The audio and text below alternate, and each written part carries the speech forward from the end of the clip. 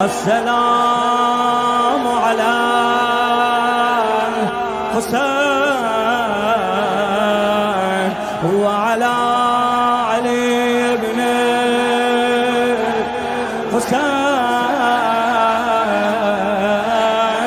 وعلى أولاد الحسين وعلى أصحاب الحسين يا حسين.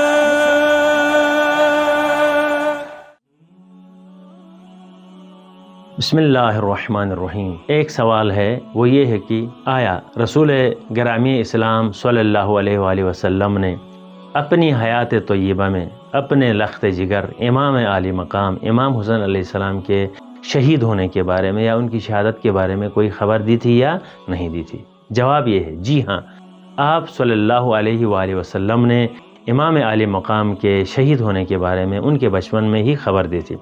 جب حضرت جبرائیل علیہ السلام امام حسین کے جائے شہادت کی مٹی لا کے پیغمبر خدا کو دے جاتے ہیں اور آپ صلی اللہ علیہ وآلہ وسلم نے یہی مٹی حضرت ام سلمہ کو دی، ام المومنین ام سلمہ علیہ السلام کو دی اور فرمایا کہ جس وقت یہ مٹی سرخ ہو جائے گی، خون میں تبدیل ہو جائے گی، تو سمجھ لینا کہ میرا نواسہ جو ہے وہ شہید کر دیا جائے گا. حضرت ام سلمہ نے اسی مٹی کو سنبھال کے رکھا اور جب آپ علیہ السلام امام علیہ السلام مدینے سے مکے کی طرف گئے اور کربلا کا سفر اختیار کیا تو ام سلمہ علیہ السلام ہر روز اسی مٹی کو دیکھتی رہتی تھی کہ روز عاشور وہی مٹی خون میں تبدیل ہو گئی. اس کے بعد اپنی دختر نیک اختر حضرت فاطمہ سلام اللہ علیہا کو بھی پیغمبر اسلام شہادت امام حسین کی خبر دے گئے تھے.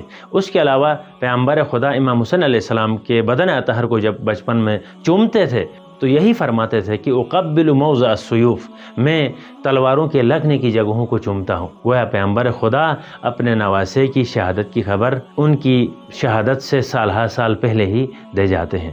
پروردگار عالم ہمیں سچے عزاداروں میں سے قرار دے. والسلام علیکم ورحمۃ اللہ وبرکاتہ.